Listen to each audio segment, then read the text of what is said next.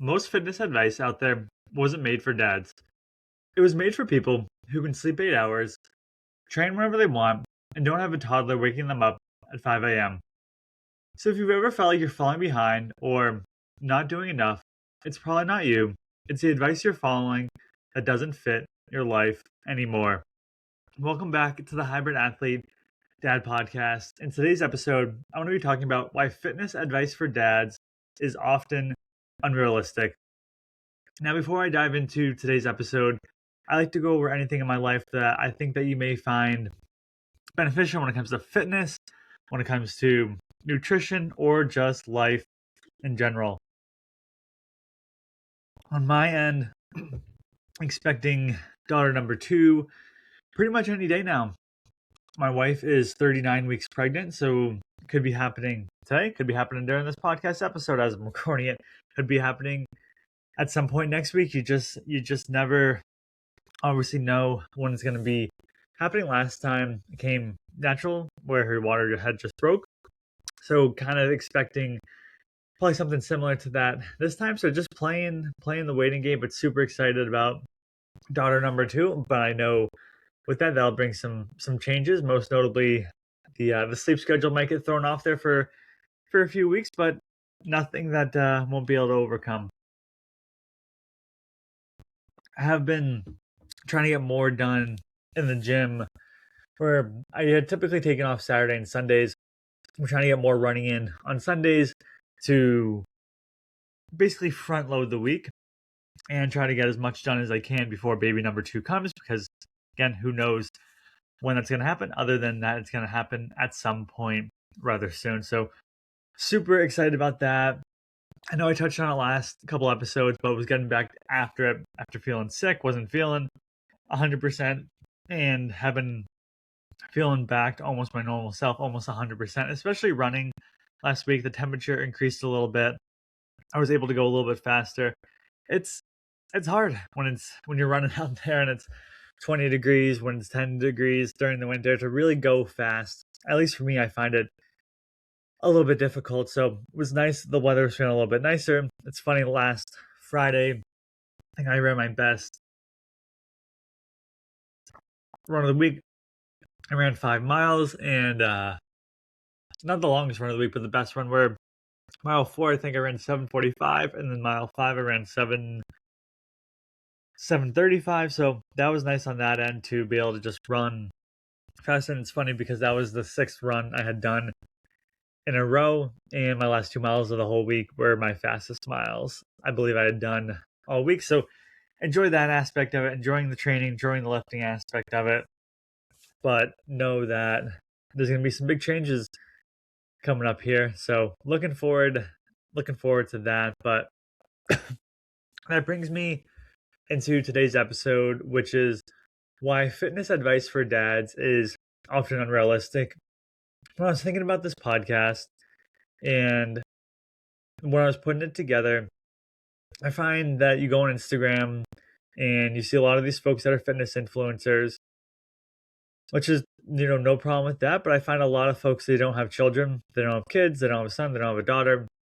And I know when I didn't have a daughter, life was a little bit less complicated. I had a little bit more free time on my hands. So this episode is really just for us out there that work a full-time job, that have a son or a daughter, have kids, maybe multiple, and how do we still get our training in with all of life's demands. And that's really what I wanted to do when putting out this episode.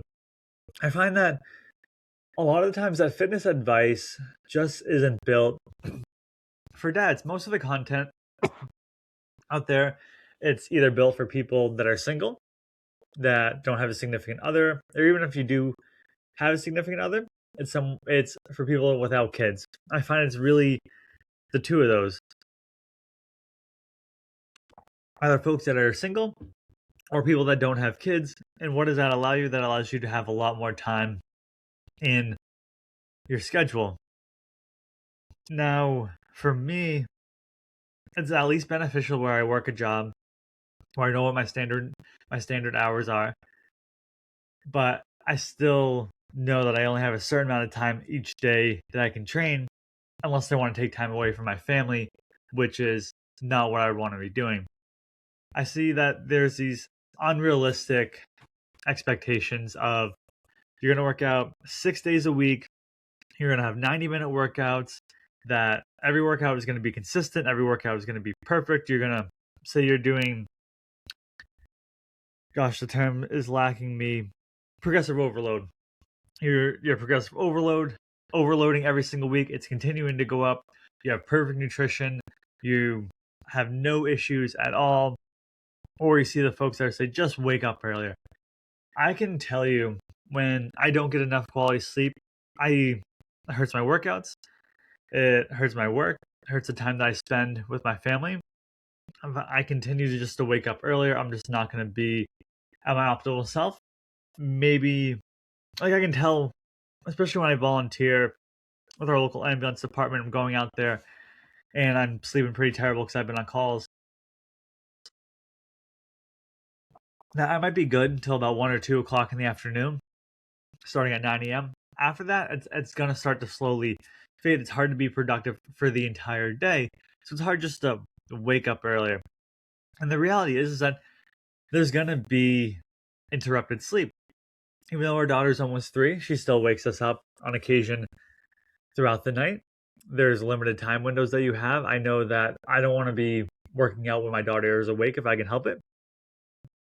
At least going to the gym on Sunday's been going for runs, but those are, at least I can just go out the door. I'm gone for 40 minutes and I'm back home. But there is these limited time windows of what I have before work or after work. So for me, it makes more sense to do it before work. And then there's going to be priorities when it comes to family and work and training. I find that just from what I see, the fitness advice that I see online, it just doesn't take into account where a lot of these fitness folks, their whole job is to be in fitness. So they have these hours in the day to train, where us, someone like myself, that's, I would say, more common, and that there isn't as much time in the day to get everything done. Because at the end of the day, sometimes it's just you're trying to follow a plan, but that plan is built for someone else with a completely different life. And sometimes you can feel this guilt. As dads, it's easy to feel like we're failing, that we're comparing ourselves to these influencers or the pre-kid versions of ourselves, that if we miss workouts, we're feeling off track because my daughter was sick and I had to stay home with her, so I'm missing a workout today. And I'd feel guilty if I work out. I feel guilty if I don't work out. The big thing here is the mental shift that you have, that fitness is not only my only priority, it's part of a bigger responsibility that I have for my life. But it's not just me that I'm taking care of. I have my wife, I have my daughter, I have my soon to be next daughter. So it's not just about me and what works best for my schedule, like what works best for the family. Because you didn't lose your discipline, you gained responsibility. I wish I had more time to train, but when I look at the schedule, okay, so I'm working 9 to 5, so I have the hours in between then. Okay, well, my daughter's home at 4 and we put her on 8, so from 5 to 8 I don't want to do anything. I want to hang out with my daughter. Then from 8 to 9, that's where I'm getting ready. I'm going to bed. And I get up about 5 a.m. So between 5 a.m. and 8 a.m. is when I have to train. So that gives me about an hour to train at the gym to make sure that I get back in time, spend more time with my daughter, making sure that I'm able to get her up, I get her dressed, breakfast, a whole 9 yards. And then I have that hour when I drop her off at daycare between 8:15 and 9-ish or so, depending on the day, or I can get my runs in. And that's the schedule that works best for me. And looking at it, how can I make more time in it? And realizing that this is just the schedule that I have at this point in my life, and it might be different as our daughter gets out of daycare as she's able to take care of herself. But right now, she's still 100% dependent on myself, my wife, for her. I find what actually works for dads is just being efficient with your workouts. For me, that means knowing when I'm going into the gym, what I'm going to be doing. I know exactly how many sets I'm going to be doing, how many reps I'm looking for, how long my rest periods are going to be. Typically, most exercises I'm doing in the gym, I'm doing 3 sets, usually between, it may vary on the exercise, 8 to 12 reps, or 6 to 10 reps, or 4 to 6 reps.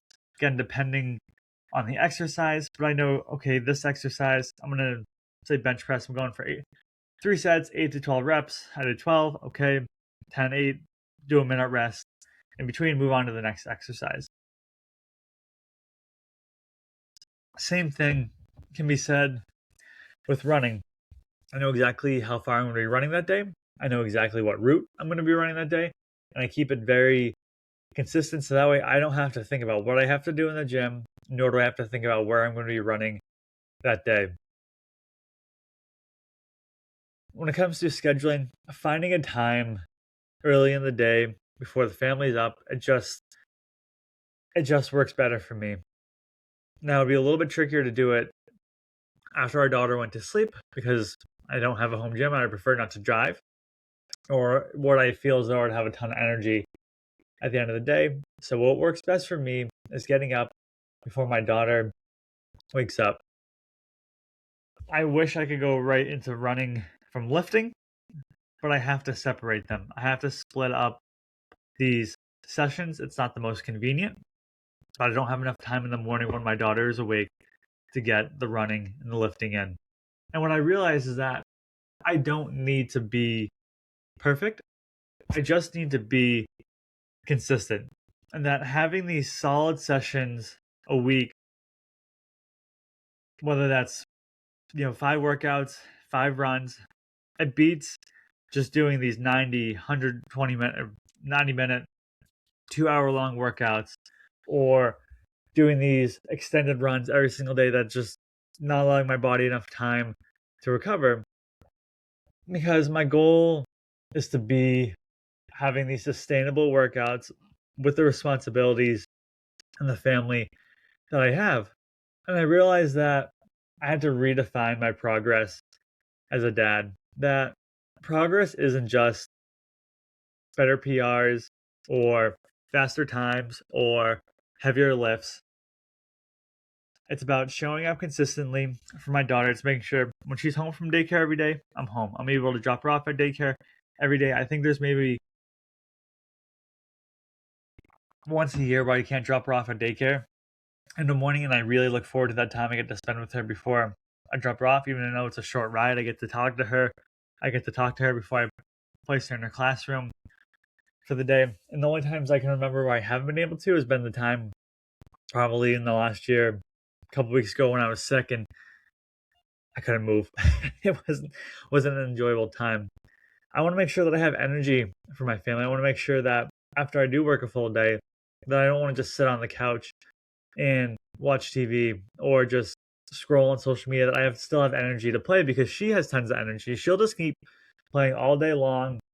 She has no issues at all. I want to match her energy. And I want to be that role model for her. I want to see what I'm doing when it comes to lifting. When it comes to running, she still sees me running. And it is nice on the days where sometimes she is home on the weekend. I go for a run and I can see her in the window cheering me on as I'm starting my run, and then cheering me on as I finish my run. With my goal of hopefully someday she'll pick up running as well. But when it comes to the nutrition aspect of it as well, seeing what I'm eating, even though she probably doesn't like chicken, rice, and broccoli that much as I do, even as I have it pretty much every day. She might not like it as much as I do, but at least she's seeing what I'm eating, and the goal is to hopefully that she mimics what I'm doing as she continues to get older. Now, some of the adjustments I've had to make over time is just letting go of these perfect weeks, because when you have a son or daughter, they get sick. Daycare's closed for whatever reason that may be. There's just certain things that you can't predict that come up. And I realized that to just not be so rigid in my routine where if I don't get this workout in today, it's going to be absolutely terrible. And I want to do everything in my power to get that workout in. But when it comes to taking care of my son, not my son, when it comes to taking care of my daughter, it's making sure that I am there for her. And then that is my priority. There will always be another workout. Not that I want to miss any workouts, not that I want to miss any runs. I want to get right back in the saddle as soon as I'm able to.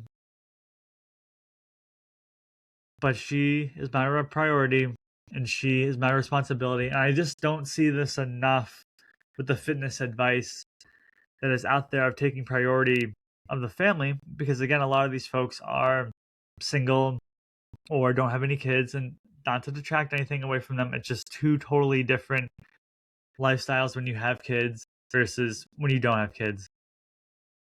The new standard that I want to set for the dad fitness is that consistency beats motivation, that simple workouts are going to beat out these complex workouts, and it's all about sustainability. Because I know that if I can do this for the next 10 years as a dad, then it's a good plan. And I want to be consistently going to the gym. I want to be consistently running and putting in the effort as a dad. Now, as we end today's episode, I want to remind you that most advice isn't wrong. There's phenomenal workouts that you can find, there's phenomenal fitness advice that you can find, but sometimes it's just not built for you. I know sometimes it's not built for me. I still enjoy seeing how other people work out, the lifts that they do, how they eat, but I know that sometimes it may not be as easy for someone that has a family. And I realize it's just building a plan around my life, not someone else's, because the goal isn't to train like you don't have kids. It's to train in a way that makes you a better dad because you do. Now, I hope you enjoyed today's episode on why fitness advice for dads is often realistic. I want you to tune into next week's episode where I talk about the hard truths about health that no one wants to hear.